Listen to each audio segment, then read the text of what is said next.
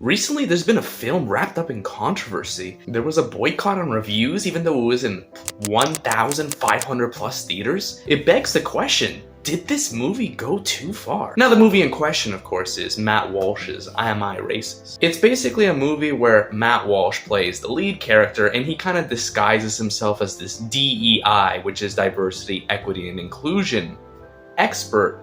And he's going into the world of DEI to kind of uncover like the controversy within it, that a lot of the people who are in the DEI world are kind of just for profit and not actually to promote DEI initiatives. And by doing this, it actually makes the movement better because it allows the truer, more genuine voices to be lifted up, and the con scammers, the people trying to make a quick buck, get just pushed down into the ground because they're exposed, of course. But it seems to have been taken in a more controversial way than expected. I had mentioned it a little bit before, but immediately upon its release, it seems to have gotten blacklisted. And according to Matt Walsh, he had a little bit of perspective from his side of the story on why it was blacklisted. Quote, beginning in mid-August, we reached out to dozens of mainstream outlets, offered an early screener of the film, and those outlets included Times, the AP, the IndieWire, Variety, THR, New York Times, and New Yorker, and many others.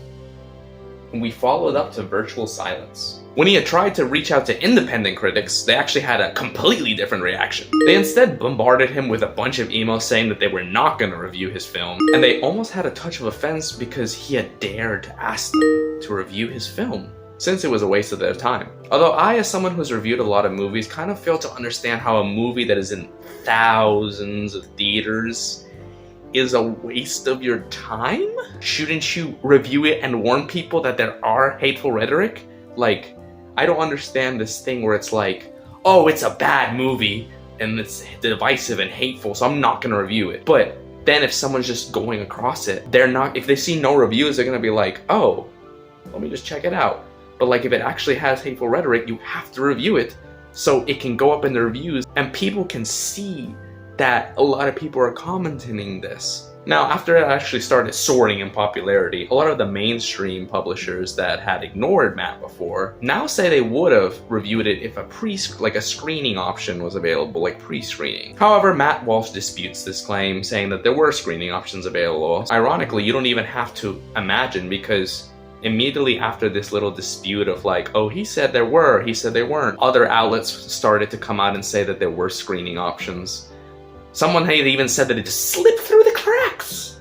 Like, I understand like you get lots of emails probably to review movies or something, but like this isn't like an unknown movie creator. Like, he has made a movie before, What Is a Woman? And that one kind of had a decent amount of commercial success. So it's not like some indie filmmaker that's just with a film of like less than $1,000 budget. Like, this is like a multi-million-dollar budget. Like, this is a big film. You don't get that many emails in your box. But then again, people make mistakes, so you never know. So after a bit of time, regardless of the critiques or not, the reviews actually started to roll in after a lot of time in the box office. You have a top 5 movie in the box office, and you literally don't have a review score because people don't want to review it and they're like review boycotting it. And the audience score was like 99% because a lot of the people who watch it are like fans of his. So they already watch content like that. So it's easy for them to kind of just go onto a movie because it kind of follows similar content to how he's done before, especially since he already has a movie under his belt. It has actually become the highest grossing documentary of 2024, which is quite wild, honestly.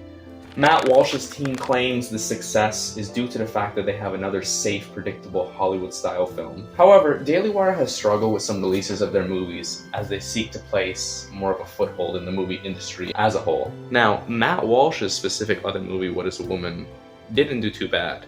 The Daily Wire as a whole has not made too many amazing movies. They've been okay, I would say.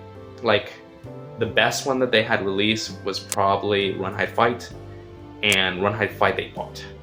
So to have a movie like this successful, which returned nearly 3 times the budget or even more, might signal a turning point for the company as a whole in their movie making endeavors. So I'm kind of curious what you guys think, because do you think that critics should boycott films? Or should every movie get its fair shot regardless of the creator? Now, of course, I understand that perhaps this question isn't so black or white, but generally speaking, without outliers, do you think that critic boycotts are good?